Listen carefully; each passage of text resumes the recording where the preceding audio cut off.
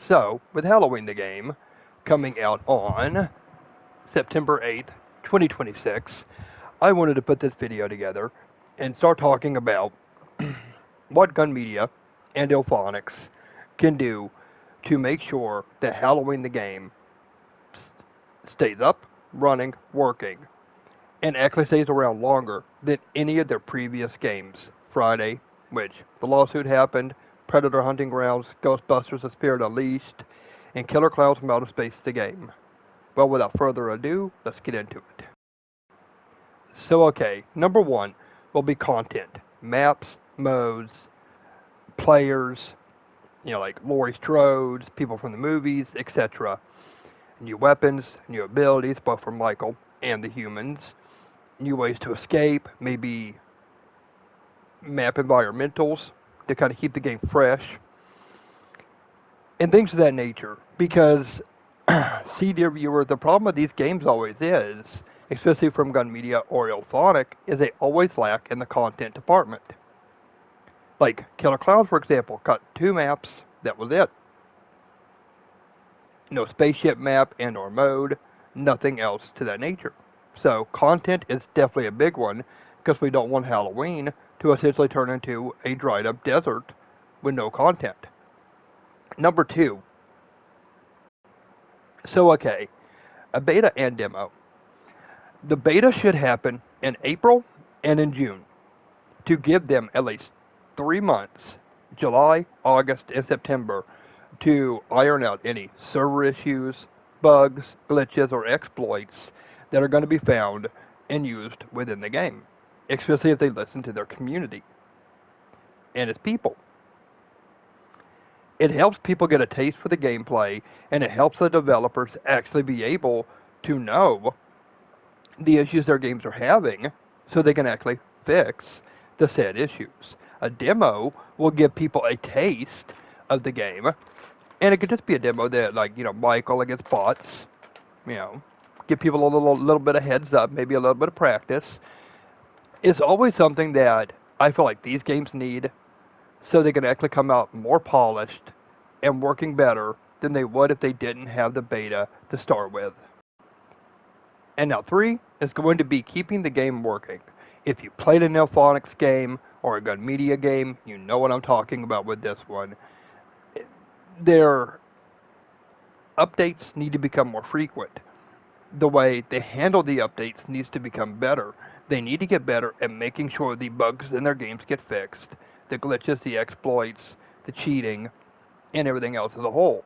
Things need to start getting fixed at a more rapid rate and getting fixed correctly in the game to keep the overall health and balance of the game working correctly. Because, like a Killer Clowns right now, we've been since June of last year with no updates, and this game has massive issues, massive bugs, and everything running rampant in it, and it's driving away the player base. So, 3 is a pretty big one. Okay, dear viewer, number 4 is going to be arguably the biggest one I feel in this whole list, is in-game events. They need to start doing what Dead by Daylight and Behavior do with, Dead by Daylight, and start offering in-game events, in-game rewards, such as skins and stuff of that nature that you don't buy with real-world money, but you actually earn in-game. So people have something to play while they wait for more content to come down the road. Say if they're waiting for a map, and that map takes 3 months to make. In that 3 months, you can at least do 2 to 3 events, and it keeps people satiated and happy until they have more to play, for the road to come. In-game events have always been a big thing that these games have needed from Gunmedia and illfonic, and Halloween is no different. It needs in-game events and in-game rewards, and not microtransactions.